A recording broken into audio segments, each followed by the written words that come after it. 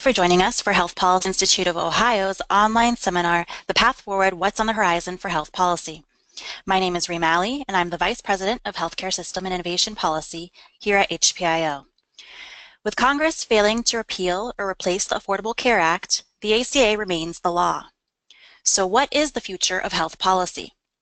In today's webinar, which is the third and final in our online seminar series, we address state variation in approaches to making insurance systems work in the wake of unsuccessful efforts at federal health reform. We are joined by Leanne Gassaway and Matt Salo, who will provide a snapshot into state policy options when it comes to both Medicaid and private health insurance. Leanne is the Senior Vice President for State Affairs for America's Health Insurance Plans, or AHIP. This is a national trade association representing the health insurance industry. AHIP's members provide health and supplemental benefits through employer-sponsored coverage, the individual insurance market, and public programs such as Medicare and Medicaid. Overseeing state affairs for AHIP, Leanne is responsible for assisting legislative, regulatory, and policy advocacy efforts in the states and activities at various political and regulatory organizations. She is also focused on federal and state-driven efforts regarding the Federal Patient Protection and Affordable Care Act, the AHCA. Matt is the Executive Director of the National Association of Medicaid Directors. The association represents all 56 of the nation's state and territorial Medicaid directors and provides them with a strong unified voice in national discussions, as well as a locus for technical assistance and best practices. A few housekeeping details before we get started. The slides used today during the presentation will be password protected recording of the seminar and will be available on our website, www.hpio.net. During the presentation, please feel free to type questions in the question box at any time. There will be an opportunity for Matt and Leanne to answer questions at the end of the presentation, and we will try to get to as many questions as we can. If you don't see the question box, your control panel can be minimized. To bring it back, just click on the orange arrow in the corner of your screen. So let's go ahead and get started with Leanne. She will address state policy options within the private insurance markets. Good morning, everyone, and thank you for having me this morning. I am going to run through a quick set of slides to try to give you an overview of what has been going on in healthcare reform and how it has been received at the state level, and then what are some things that are affecting healthcare overall that we believe is pertinent to the health policy arena today. Just to give you a little bit of background, there we go.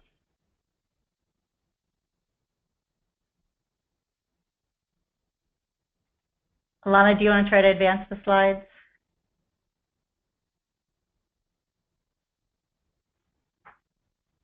All of our preparation work. You heard a little bit about AHIP already and what we are about, so I will not go into that, which is the second slide that you have there. Perfect. We represent all of the health insurance companies nationwide, covering a little over 200 million Americans in all types of healthcare products. Today, we're mainly going to focus around the major medical and Medicaid sets of consumers. But I always like to start the discussion on health policy with what does the health insurance market actually look like?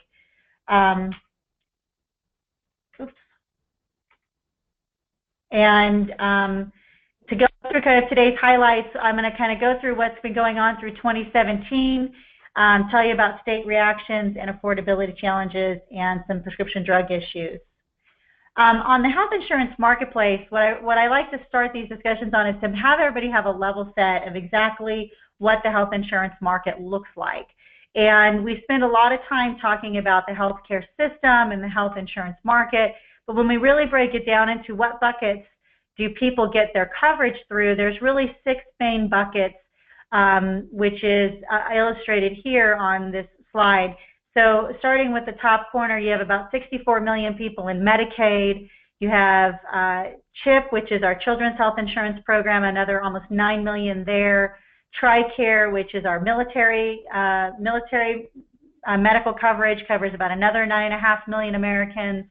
Medicare covers about 55 million Americans. Employer-sponsored coverage, which is folks who get their insurance through their jobs, are about 155 million. The vast majority of Americans are in that bucket. And then the individual market, which is construed of about 18 million people. And that's the market that we have actually been talking about through most of 2017. I will say Medicaid has come into the conversation very much as well.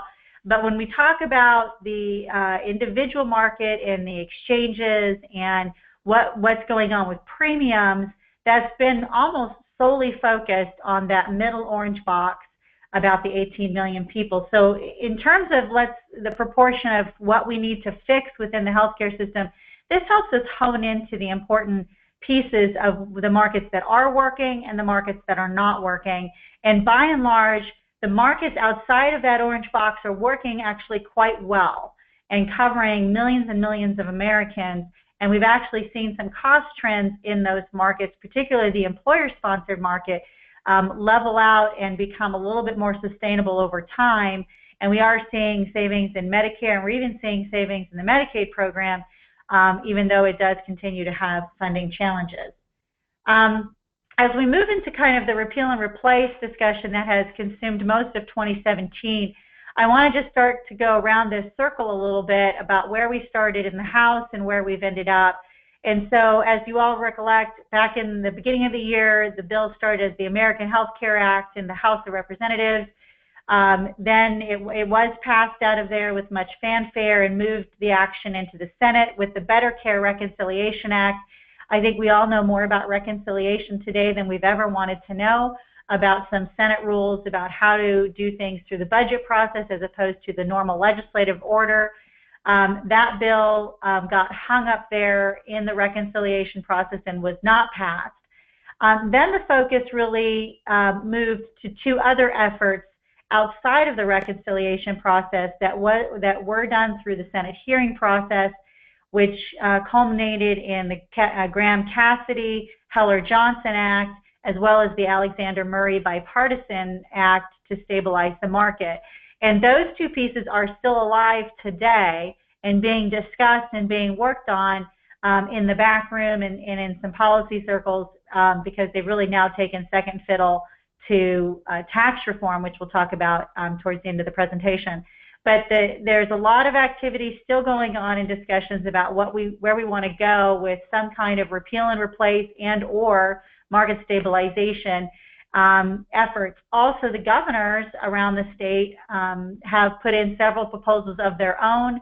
The Republican Governors Association has been very vocal in this area, has put together some proposals about how they view fixing the individual market and the Medicaid markets in their states, as well as bipartisan coalitions of governors have also put out some ideas of how to stabilize the market in the short term and then move towards a long-term plan.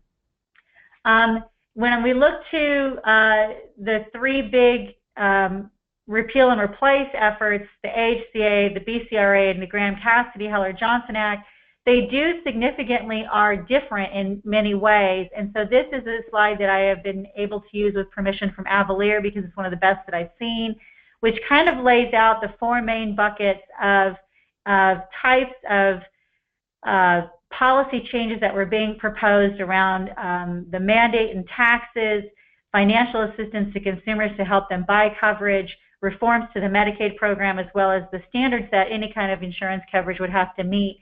And you can see here kind of the different approaches that these three proposals have taken, where they address, for example, cost-sharing reductions.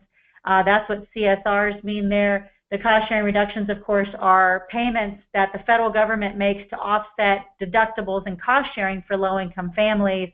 Those are now not being funded by the federal government. As you can see in the House bill, they were not funded, but they were funded in both the BCRA and the Graham-Cassidy. They're also funded in the Alexander Murray bill.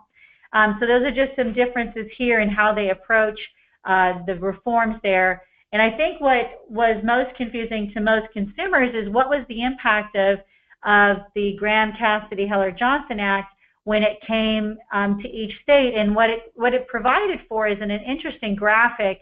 Again, this slide being used by the permission of Avalier, is that it really showed that there were states that would actually get more money put into their systems over time because of the way that they were arranged today, versus other states that would lose tremendous amounts of money to their systems because of the way that the funding was being reordered.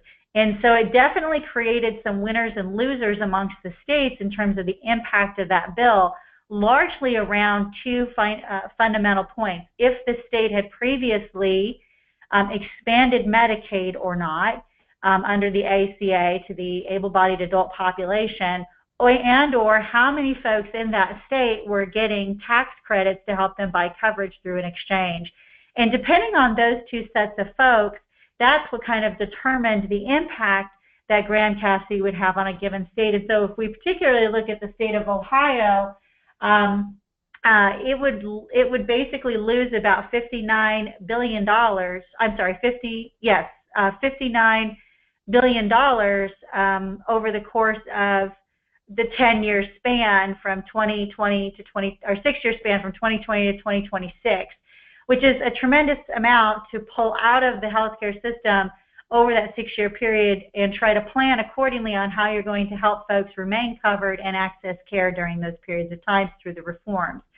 So this was something that I think everybody had to take back home, analyze how it would impact their particular state, and that's what's being discussed today, is how can that proposal be modified perhaps to not punish a lot of the states that made extraordinary gains in coverage, like Texas and like California, Oregon, Arizona, New York, as well as states who need that assistance, like Texas and most of the South and the Midwest, who have not expanded Medicaid and could use those funds to infuse coverage opportunities, particularly in their Medicaid program. So what we had to do as well at AHIP is we had to look at the Graham-Cassidy proposal and bounce it against our own principles of health reform, because we wanted to keep the consumer in mind. And so when we look at what we supported in any proposal, whether it was the AHCA, the BCRA, the Graham-Cassidy, or Alexander Murray, we're bouncing them against these 6 key principles, which is it has to stabilize the market so that consumers can count on the coverage that they're getting. It has to efficiently and effectively reform Medicaid, and it has to continue to give adequate funding to that program. It has to guarantee access for all Americans, including those with pre-existing conditions. It has to have sufficient and appropriate timelines for implementation. It has to improve affordability over time via either the elimination of taxes and fees. Again, we don't want to tax healthcare to pay for healthcare from a policy perspective. And it has to rely on the strengths of the private market and not build a bridge to single payer, which we believe is not within the American unique healthcare system. When we bounced up the Graham-Cassidy proposal against these 6 principles, it became very quick to see that we would not be able to support that, and indeed we did not support that proposal. So then that proposal did not pass in the Senate. Again, it's still there. It's still being discussed and worked on. But in the meantime, what we've had to move on to is some upcoming executive and regulatory action that's being done in the interim. So the 2019 Notice of Benefit and Payment Parameters was released about 2.5 weeks ago, and we are fervently going through that and analyzing it, and we'll be offering comments to the federal government. But this regulatory package comes out every year, and it really does set the rules around how individual coverage is to be offered through the exchanges and in the individual market, as well as the small group market. And so it has a fundamental piece of the marketplace every year that it impacts, including how the essential health benefits is being defined, how risk adjustment is doing to compensate for those plans who get higher risk enrollees as opposed to lower risk enrollees, what kind of user fees are going to be made on plans and others as they participate in the exchange, any changes that are coming as those plans are produced onto the exchange. And they are pretty extensive for 2019, including the way that essential health benefits are determined, as well as some of the risk adjustment methodology that could really impact how those plans are going to be available in 2019 and what they're going to look like. And so that's a proposed form right now. It will come out in final form early next year. The president also signed an executive order that would essentially do three things. It would allow association health plans to be offered in the individual market. It would expand the use of health reimbursement accounts, and it would modify the way that short-term policies are done. And we believe that the sale across state lines issue is either going to come through a separate regulatory package to implement the Affordable Care Act Section 1333, which doesn't get much talked about, but is there to allow these compacts to exist across states who want to share insurance marketplaces. But also the association health plan concept could also bring about this cross-border sales opportunity. So we're evaluating that through that lens as well. The problem with association health plans is we've been down this pathway before in the 80s and 90s, where a lot of these associations were not bona fide associations. They were constructed very loosely. They were constructed sometimes in complete fraudulent ways. People gave their hard-earned money to these association health plans thinking they had coverage, and then when they went to use it, found out that it was nothing but a hoax and ended up losing all their money because the association didn't even exist. So we want to ensure that any kind of association health plan that is going to arise from these regulations has the appropriate consumer protections in place that ensure that that is a bona fide association. They're not going to go anywhere. They're going to keep their promises to the members that they enroll, and that the coverage that they're offering is good coverage, and it's not bare bones or skinny or some kind of non-major medical wrapped up to make it look like a major medical program. We just want to ensure that consumers know what they're getting and they're getting something of value for their hard-earned money. So those rules are set to be coming out here probably in December, and we will be looking for those as well. From a next steps perspective, what we are looking at is more bipartisan stabilization discussions in Congress. And sorry, I'm trying to advance the slide again. We also have to talk about CHIP reauthorization, which I'm sure that Matt is going to talk about in his discussion, because that is critically important as the government just poured out another $60-some million in CHIP money to certain states that are starting to run out of money to fund those programs. And of course, tax reform, which is taken front and center. As we've heard this last week, the individual mandate to have coverage under the Affordable Care Act may be addressed within, it is in the Senate bill.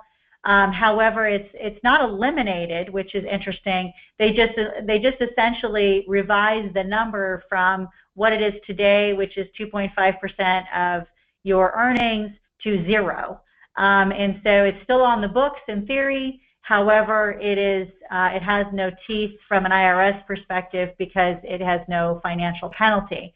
That is of great concern to our community because of the impact it may have on the individual market, which is already frail.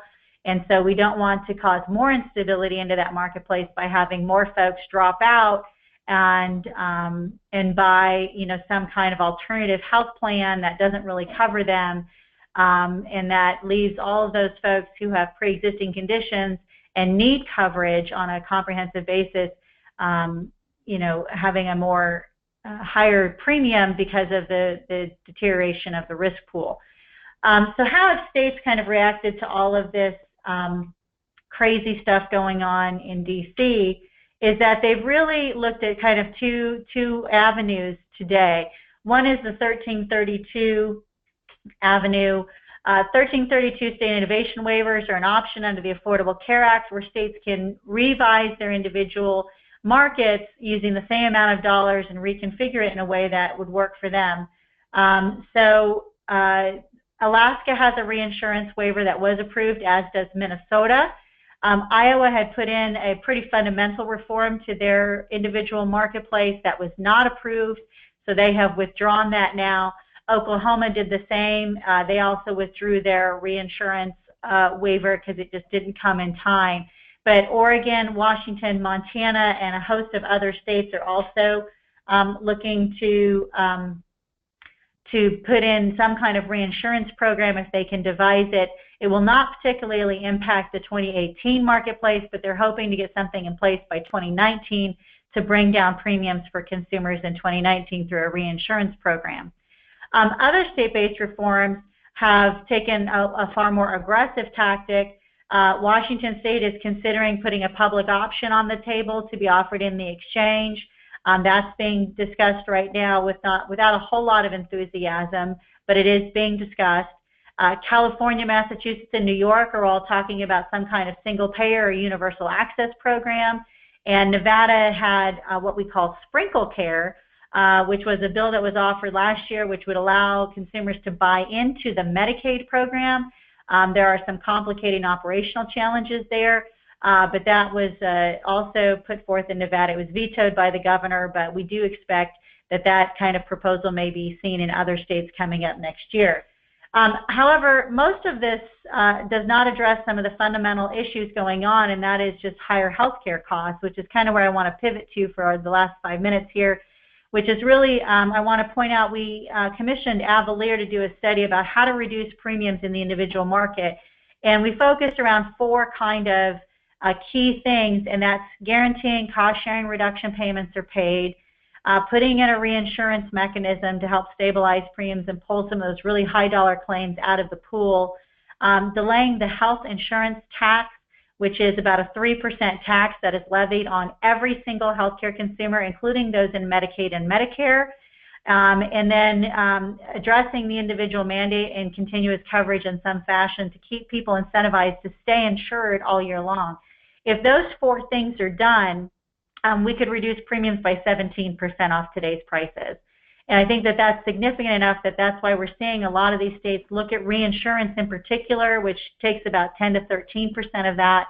And that really does help lower premiums by addressing those high dollar costs that we are seeing in the system. But other cost pressures that are there are things that are influencing the premium as well as drug prices, which is where I want to go next. Which is these key factors in premium increases. I'm going to talk a lot about drugs, so I'm going to skip that box right now, but I can't emphasize enough about who is covered. So who is in the pool? We need a lot of people in the pool to help pay for those claims that those few people want to use. Today's, the American Academy of Actuaries actually came out and said that about 2% of the population today is using 50% of the healthcare dollar. And so when we know that those kinds of numbers are what is shifting healthcare premiums, it's more important than ever to make sure that we have a healthy amount of folks participating in insurance products so that those costs can get spread to more folks and everybody pays a little bit less to cover those 2% of folks who have really high dollar claims.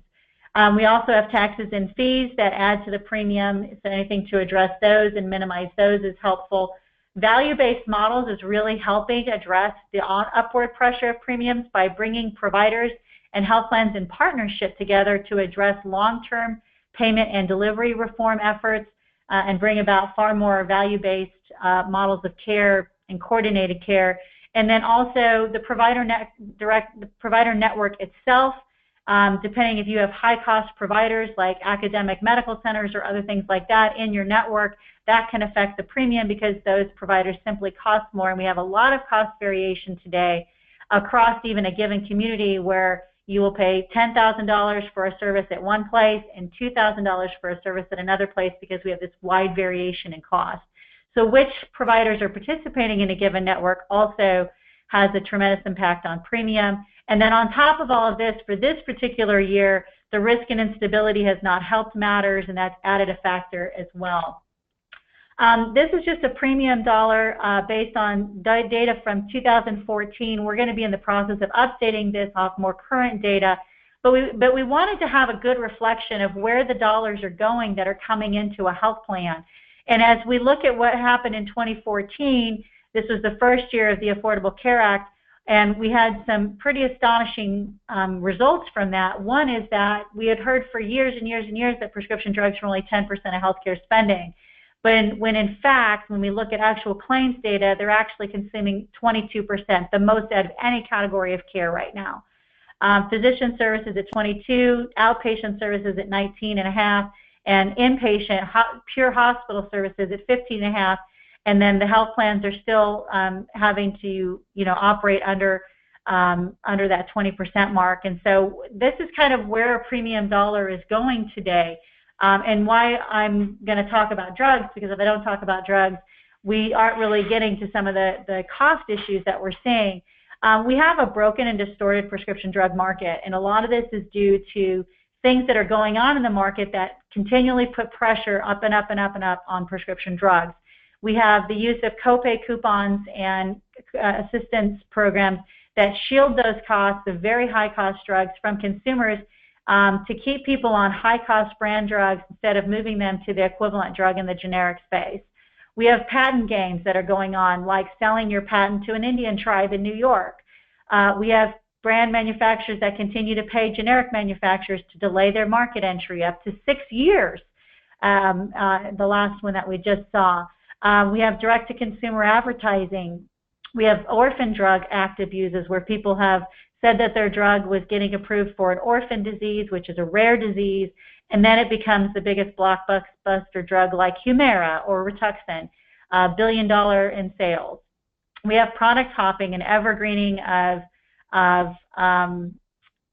patents so that they just tweak the patent enough or tweak the product enough so that they can extend the patent another 2 or 3 years to keep a generic off the market. We have barriers to biosimilars coming into the marketplace. Just for comparison purposes, in Europe, there's about 25 biosimilars that are available today to the good folks in Europe. We have 2 in the United States because there are barriers that have been put in place through FDA approval processes and other barriers to entry here in the U.S. that need to be overcome. Dosing strategies where they simply, they alter the amount in the vial so that 2 vials have to be purchased instead of 1. We have a lot of off-label promotion, and of course, my favorite, coverage mandates, when they use the legislative process to increase demand of their product and then jack the price up, like we saw with EpiPen, and we are seeing today with naloxone. So those things are leading to higher prices at the end of the day. This just gives you kind of another dynamic of what that looks like. What we believe has to happen in this space to try to get our hands around prescription drugs is we need some really good market-oriented solutions. Real competition, not manipulated marketplaces. So we need a robust biosimilars market like what they see in Europe. We need to reduce the red tape for generic entry and get rid of pay for delay settlements. We need to revise the Orphan Drug Act so that it's doing what it was intended to do, which is bring these wonderful, incredible cures to orphan diseases without that being used as a fast track and incentive for these blockbuster drugs. We ought to publish prescription drug prices and have consumers know what these look like and have a true understanding of what research and development is today, which is only about 20% of the cost. Most pharmaceutical companies are spending more on marketing and administration than they're spending on R&D. We need to limit third-party schemes, and these are these copay coupon programs. And we do need to evaluate how direct-to-consumer advertising is impacting consumer behavior. Is it inadvertently increasing demand on products that don't need to be demanded? And is it, and how much pressure is that putting on the physician community when their patients are coming in and saying, I saw the ad and I want this drug because it's going to help me, and the doctor, wants to help their patient, and we know from the physician community that they don't like direct-to-consumer advertising either because it impedes their honest conversation with their patients. We need a much better and robust system to get patients the information they need about the effectiveness and value of the drugs that they're taking. We've seen some very huge steps being taken, particularly with ICER, ICER. I would highly recommend you go check out their website. They are a evidence-based organization that just scrubs through a bunch of stuff and does head-to-head competitions on drugs to see what their cost effectiveness is in comparison to other kinds of therapies that are out there. It's very remarkable what they're doing. We need to expand the use of value-based formulary programs. This is in an experimentation phase right now, but it has promised to actually try to ensure that the drugs that we're taking are delivering on what they say they're going to do. And then we need to reduce the regulatory barriers to value-based pricing as well. Things like regulatory mandates on price that skew the private marketplace negotiations. So with that, I'm going to turn it over to Matt, and then I think we'll do some questions and answers.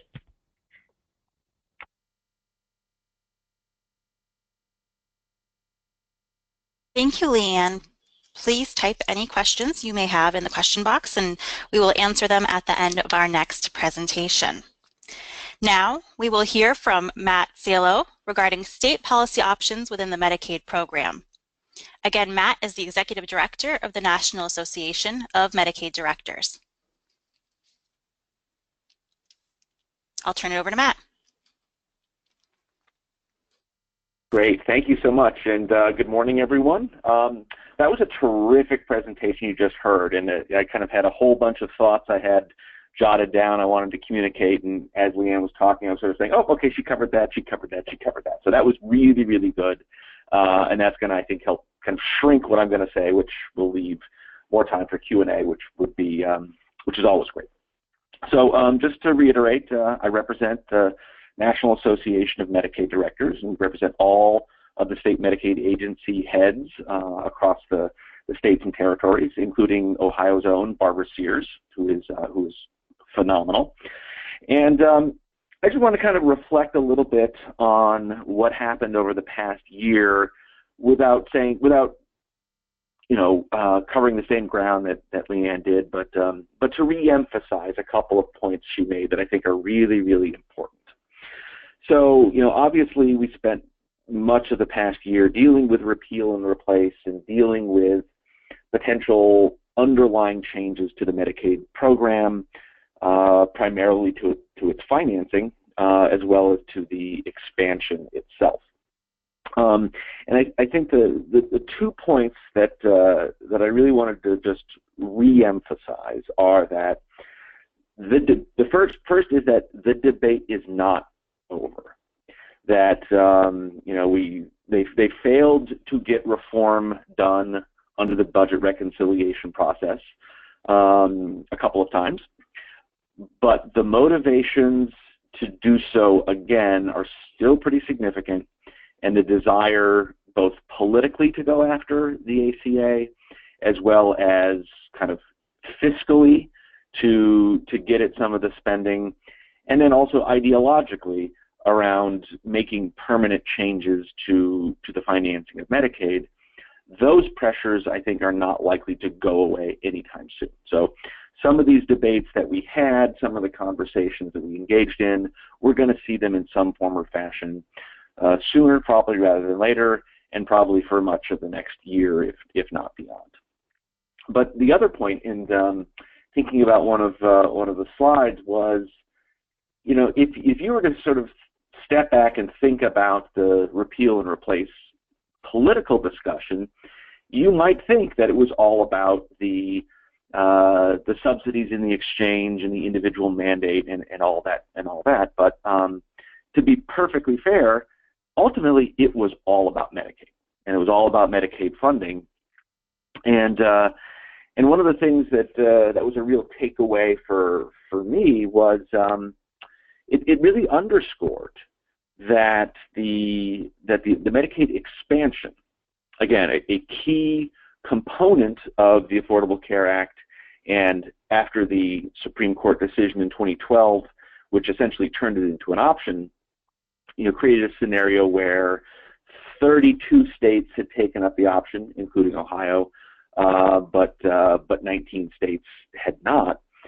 That the Medicaid expansion, you know, again, the expansion kind of taking Medicaid away from its historical basis of being a categorical program, in the sense that one needed to be not just poor, but poor and something else, and a pregnant woman, and a child, and a senior citizen, and someone with disabilities. That the expansion of coverage to people under 138% of the poverty level, but who were otherwise, and I'm going to use air quotes, able-bodied working-age adults, turned out to be kind of unpopular in Congress. And you know, again, some of that can be attributed to being political. It was the underpinning of the Affordable Care Act, and so therefore politically unpopular. But I think it did also expose some deeply held underlying philosophical differences about the role of government, about the nature of government assistance for, again, the able-bodied working age adults, and kind of tapped into a number of underlying debates around the, if you want to call it the seeming dichotomy between the deserving poor and the undeserving poor. And I think I emphasize that because some of those conversations are really important as we think about what is next. So as I mentioned, we will continue to see some activity at the congressional level, but I think we know that there will be a lot of activity at the state level. And as states are thinking through what the Trump administration is going to lay out in terms of a new vision for Medicaid. And so we had the CMS administrator, Seema Verma, actually do the opening keynote presentation at our annual meeting last week. And, she laid out a kind of the administration's new vision for Medicaid and for the expansion and for working age adults in particular. And she had a lot of things to say that many states agreed with in great support, and she had a number of things to say that a number of states took challenges to. So it was an interesting conversation, and I'll kind of lay out what a few of those thoughts are, because they will be very important for all states, including Ohio, as we think through what's next and where are states going to take the Medicaid program. What is the future of the expansion? What is how is Medicaid going to deal with the working age adults that are new to the program in many states? So Seema talked about a number of things, including redefining the state-federal partnership, which for a lot of my members was very welcome news. I think that for a very, very long time, state Medicaid directors have felt that the state-federal balance of power was one-sided, and that the federal government kind of viewed states as one of many stakeholders in the administration of the Medicaid program, whereas we feel pretty strongly that we actually run the program and we finance about half, maybe a little less than half, but and that kind of gives state Medicaid agencies and states a different role, a different place at the table, if you will. So I think there's a lot of welcome talk around rethinking the regulatory burden, rethinking how the states and the federal government can go about thinking through what the future of Medicaid should do. And she talked a lot about accountability and trying to think about Medicaid as a program that needs to be held accountable more for outcomes and less for process. And again, that's a concept that a lot of our folks would say, yeah, that makes perfect sense. Let's get away from paper pushing and let's focus on what's really important, which is trying to get at better health outcomes. Now, the devil of that is in the details, and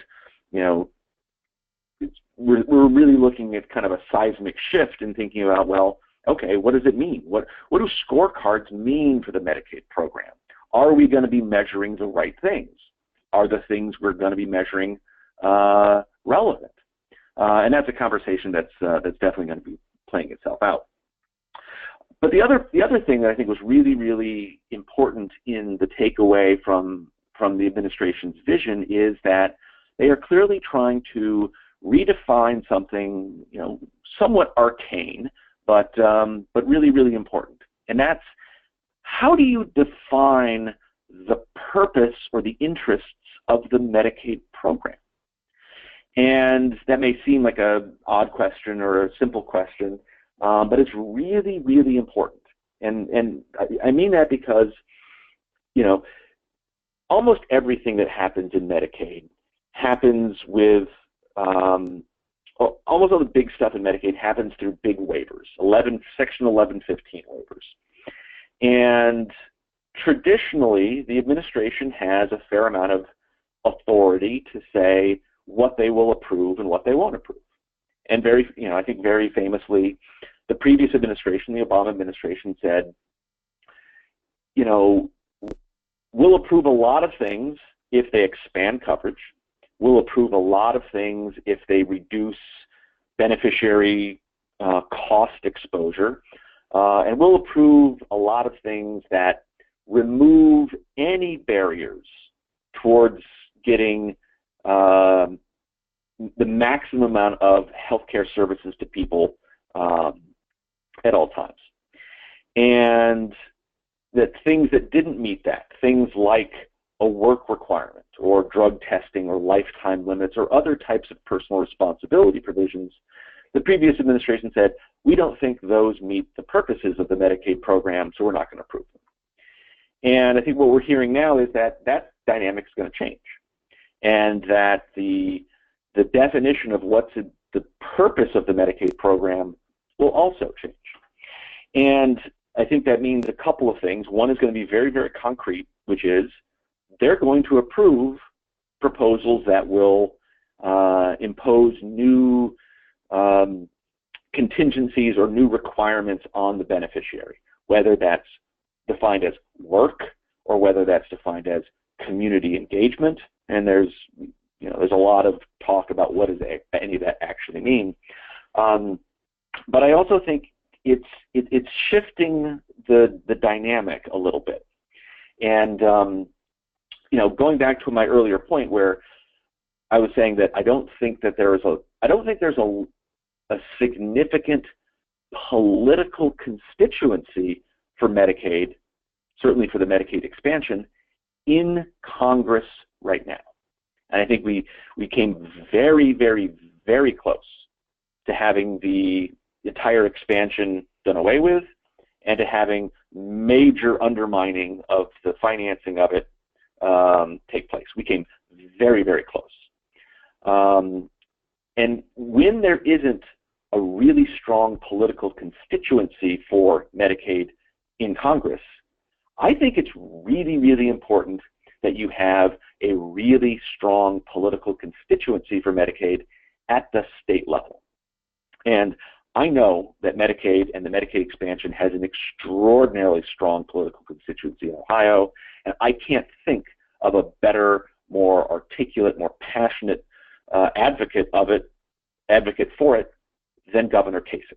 And I think that is terrific. And there are other governors, Democratic and Republican, who are similar. He really shines to me in many ways, but that's not true in other states.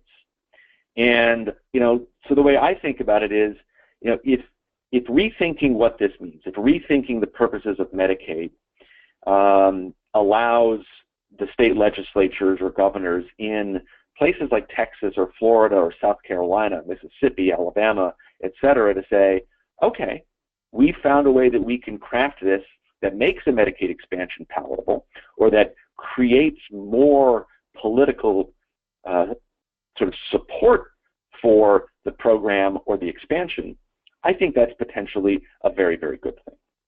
So we're going to see how that plays out. There will certainly be legal challenges to some of this. And not a lawyer, don't know how that plays out, but that will happen, and I think that'll be important to watch. Looks like we got about 10, 15 minutes left, and so I want to leave some time. So let me just end on kind of a closing thought of, and I'm going to struggle to really get this into 1 or 2 minutes, but putting all this aside, putting the politics and the ideology and the expansion and all of those things aside, what's next really is what has been leading up to 2017 for states, and that is significant delivery system and payment reforms.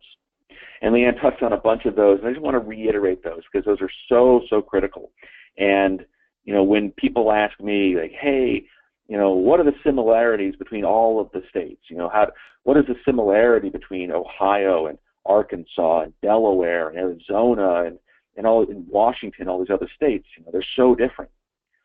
Yes, but the theme and the thread that binds Medicaid is Medicaid directors in the Medicaid program is moving away, is casting aside decades of the healthcare system's reliance on fee-for-service, both as a way of delivering and organizing care, but also as a way of paying for care. And that can look like a lot of different things. It can look like the traditional insurance companies, MCOs, that AHIP represents, for-profit or not-for-profit. But it can also look like accountable care organizations, ACOs. But it can also take other forms in places that don't have a whole lot of managed care, patient-centered medical homes or other types of approaches. There's lots of ways of doing it. Some will be relevant to the state that you're in, but they're all that theme of, it's not so much how you define what managed care is, it's kind of how you define what it isn't. And what it isn't is unmanaged care. And that's what states are really striving to move away from a system that doesn't manage people's care. But what has to go hand in hand with that is the money. And people always ask me, oh, you've got so many different directors in so many states, how do you herd these cats? And I think about healthcare reform in a similar way. There's so many moving pieces. You've got health plans and physicians and hospitals and nursing homes and dentists and nurses and everything in between. How do you herd those cats? Well, the simple answer to how do you herd cats is you move the food. So for us, the goal is to move the food. If you can change the inherent payment incentives, the financial incentives that have created a inefficient volume-based system and realign it so that Medicaid and Medicare and the commercial market are all paying, they're rewarding health outcomes. They're paying to get and keep people healthy. If we can do that, if we can move that food, we can get the cats to meet us at that location. It's going to be really hard. This is really, really difficult stuff, but it's critically important. And it's the way that we are going to fix what is now just about 18% of the nation's GDP. So I will stop there. I want to make sure that we leave plenty of time for questions and answers, but thanks for having me.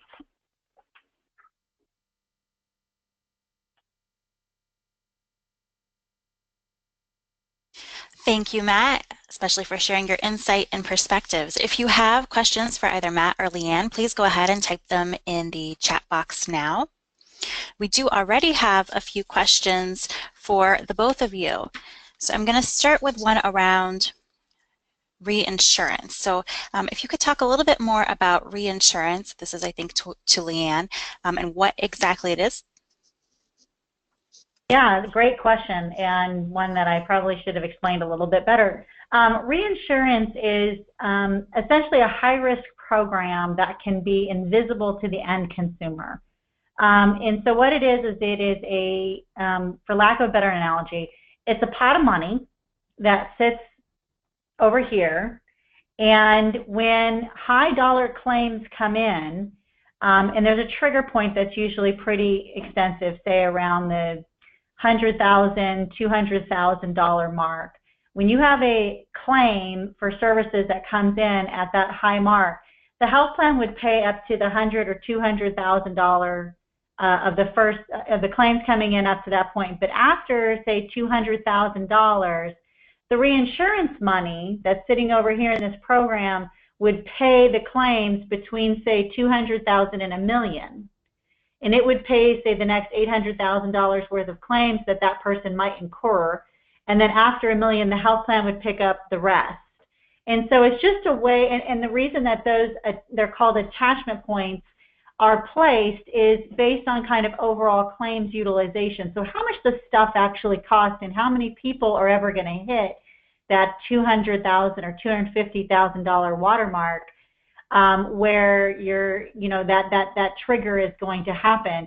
And so reinsurance really just says for those few people, for those 2% that are using, $500, $700, $1 million worth of claims in a given year, we're going to pay those top dollar claims and allow the insurers to pay for everything else below that, and then of course everything else above that. And so it really allows, it's a sharing mechanism that allows those high dollar claims to kind of be taken out of the risk pool. So for example, this is the best way that I understand it, and I'm a very simple person and I don't do math. So, and I'm not a lawyer like Matt. And so if you have 100 people that are in an insurance product and you have $1,000 worth of claims, each of them pay $100 to cover that $1,000 worth of, or yeah, right? If I'm doing my math right. 100 times 100 is, no, they're each paying $10. Sorry, they're each paying $10 a month to cover the $1,000 worth of claims. But if the premiums go up to $110, and 20 people decide to drop out, and now you've got 80 people paying $110, you still have $1,000 worth of claims that have to be paid. And so those 80 people now have to pay more than even 110 because the $1,000 worth of claims is still there because the people who do the $1,000 don't drop out. And so the reinsurance pool just allows those high dollar claims to be taken out of the pool and allows those premiums to stabilize and allow all 100 people to stay in because the price stays at $100. So I'm hoping that that's a simple explanation, but that's essentially how reinsurance works. It's not only done in health insurance, it's done in a lot of different insurance lines like property and casualty. So homeowners insurance also uses reinsurance mechanisms to help for natural disasters and things like that through the federal insurance flood insurance program and other things. So it's not a new concept. It's used widely amongst a lot of different insurance programs, and we think it could really help in the health insurance arena as well. Thanks, Leanne. And I think we have time for just one more question, but before we get to this final question, we'd like to ask you to take a second and let us know how you'd rate our webinar using the poll feature on your screen. The feedback is really helpful as we plan for future events, and you will be getting an additional survey emailed to you after this webinar as well. Just take a second to take this quick poll and we will get to our final question.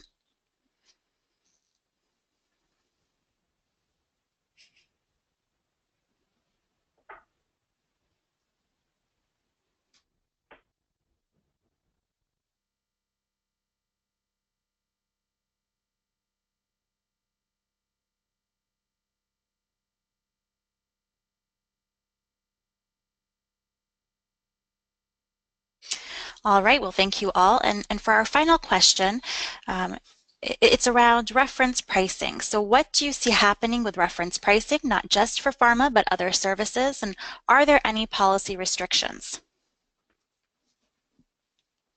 Matt, do you want to take that or do you want me to do that one? Why don't you start and then I'll kind of follow up with some Medicaid-specific comments.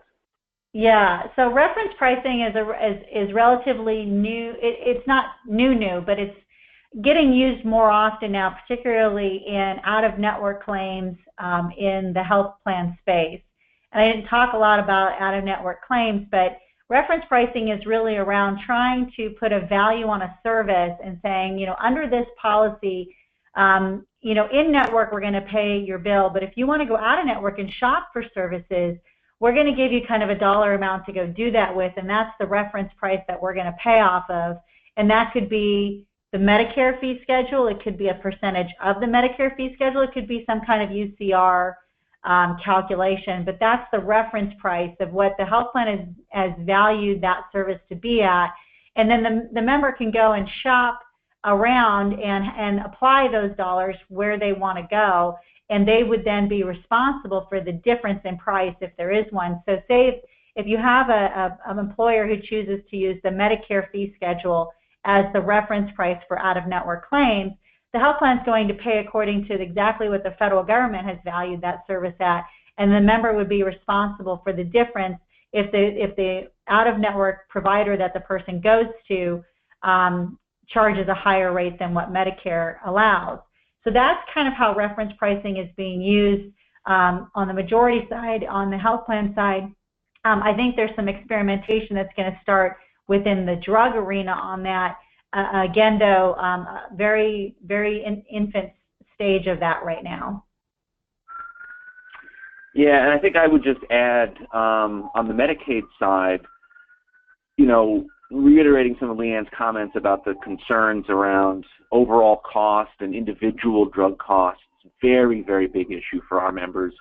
And, you know, as states are moving towards things like value-based purchasing, and, you know, and you can think about reference pricing as a small subset of that. One of the real barriers to doing that is the Medicaid statute. And the Medicaid statute requires Medicaid, unlike any other program, to cover every single drug that is, essentially every single drug that is approved by the FDA. And we get rebates, and that brings the price down. But when you have to cover everything, that severely limits your ability to negotiate, and it severely limits your ability to actually design things in a value-based way.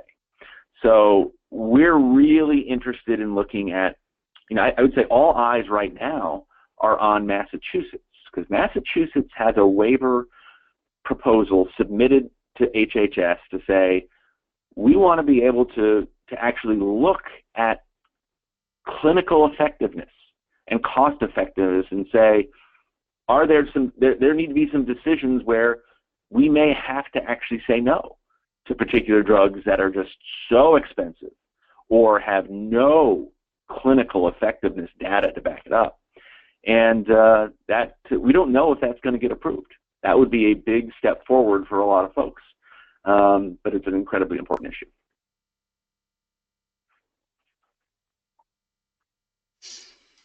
All right, well, thank you both, Leanne and Matt, for your time and insight on today's webinar.